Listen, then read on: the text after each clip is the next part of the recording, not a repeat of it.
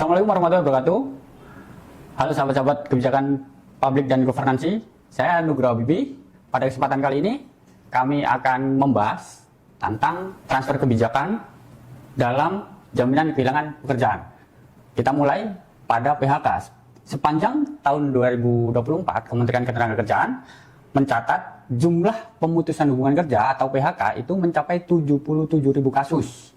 Sementara tahun ini, per Mei 2025, terdapat 26.000 kasus PHK. Program jaminan kehilangan pekerjaan menjadi bagian penting dalam penyelenggaraan program jaminan sosial nasional yang ditujukan untuk pekerja yang mengalami PHK. Program ini diatur dalam Undang-Undang Cipta Kerja. Selain itu, ada aturan pelaksananya dalam bentuk Peraturan Pemerintah Nomor 37 Tahun 2021 tentang penyelenggaraan program JKP yang kita tahu baru saja diperbarui oleh pemerintah saat ini menjadi Peraturan Pemerintah Nomor 6 Tahun 2025. Tapi Indonesia menjadikan sejumlah negara sebagai role model atau percontohan. Di antaranya adalah negara Jepang, Korea Selatan, dan Malaysia. Nah, perlu diketahui dalam proses ini, pemerintah itu sebenarnya menggunakan kerangka kerja transfer kebijakan. Merujuk pada teori Mark Evans tahun 2010, setidaknya terdapat 5 dimensi dalam melakukan transfer kebijakan ini.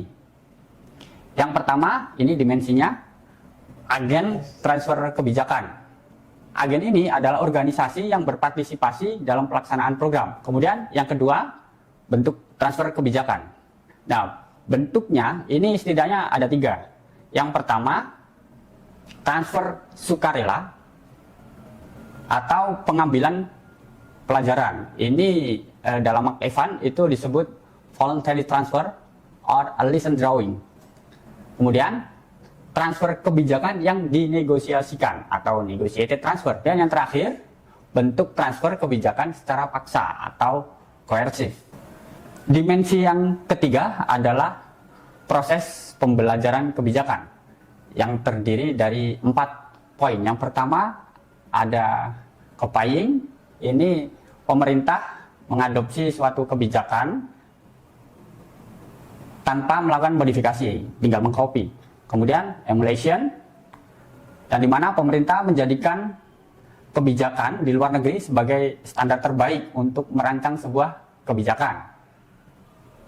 Yang ketiga, hybridization, di mana pemerintah menggabungkan sejumlah elemen program di sejumlah tempat negara untuk mengembangkan kebijakan yang sesuai dengan kondisi budaya di Indonesia. Dan yang terakhir adalah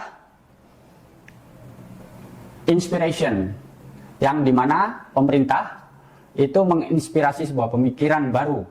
Pada dimensi yang keempat itu terkait dengan hambatan pada transfer kebijakan dan pembelajaran yang berorientasi pada kebijakan. Setidaknya hambatan ini ada 3, yaitu hambatan kognitif pada tahap prakeputusan, hambatan lingkungan pada tahap implementasi. Yang ketiga adalah opini internasional dan publik. Nah, dimensi yang kelima adalah output transfer kebijakan. Nah, output ini berarti membicarakan luaran dari proses transfer. Itu setidaknya ada 3, mencakup perubahan tingkat pertama, perubahan tingkat kedua, dan perubahan tingkat ketiga. Nah, kembali lagi dalam proses transfer kebijakan jaminan kehilangan pekerjaan, Indonesia ini meniru Jepang, Korea Selatan, dan Malaysia. Kita lihat dulu ke Jepang. Di Jepang, JKP itu dikenal dengan program Hello Work. Nah, secara singkatnya, Hello Work ini memberikan layanan konsultasi untuk menemukan pekerjaan yang paling sesuai dengan kemampuan, keterampilan, dan karir yang diinginkan oleh pekerja tadi. Nah, sementara manfaat yang diberikan itu dalam bentuk uang yang dibayarkan dengan margin sekitar 50%. Sementara di Korea Selatan itu ada yang namanya Employment Security Program atau ESP. ESP ini adalah program pemerintah untuk mendukung pengangguran dapat memperoleh pekerjaan atau kembali bekerja. Adapun tunjangannya di Korea Selatan itu sebesar 50% dari upah harian rata-rata. Sementara di Malaysia itu ada Employment Insurance System atau ACE. Ini adalah program sistem asuransi ketenagakerjaan di Malaysia. Program ini pertama kali diterapkan pada 2018, tepatnya pada Januari, sebagai asuransi keselamatan sosial untuk melindungi karyawan. Tidak jauh berbeda dengan negara tadi, Jepang, Korea Selatan, dan Malaysia. JKP diimplementasikan di Indonesia ini manfaatnya juga 3, ada uang tunai, akses pasar kerja, dan pelatihan kerja. Jika ditelisik dari pendekatan transfer kebijakan tadi, ada 5 dimensi. Yang pertama tentang agen transfer kebijakan, yang di dalamnya ada Kementerian Ketenagakerjaan dan BPJS Ketenagakerjaan. Selain itu ada juga akademisi, kemudian pekerja, dan juga pengusaha, serta ada non-government organization atau NGO, yang dimana pada konteks JKP ini ada ILO, International Labour Organization. Yang bentuk yang kedua dalam JKP ini pemerintah menggunakan lesson drawing, karena JKP yang diberlakukan di Indonesia ini menjadikan negara seperti Jepang, Korea Selatan, dan Malaysia sebagai percontohan dalam menyelesaikan masalah pengangguran akibat PHK. Sementara pada dimensi pembelajaran yang berorientasi pada kebijakan, kan di JKP ini menggunakan jenis hybridization atau menggabungkan elemen-elemen untuk disesuaikan dengan kondisi ketenagakerjaan di Indonesia.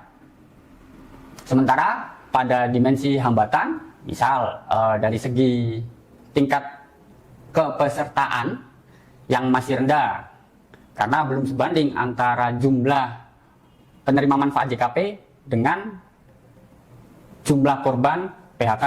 Kemudian tingkat kebekerjaan pekerja yang ter-PHK ini, dan tingkat penerimaan manfaat JKP pada usia yang produktif itu belum menjadi perhatian khusus.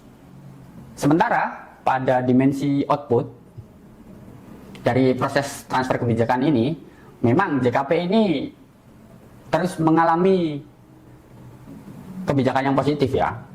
Misalnya dari segi penerima manfaat itu terus mengalami peningkatan dari tahun ke tahun, meskipun kondisi ini tidak baik ya, karena semakin tinggi penerima manfaat JKP ini kan berarti semakin banyak yang di PHK.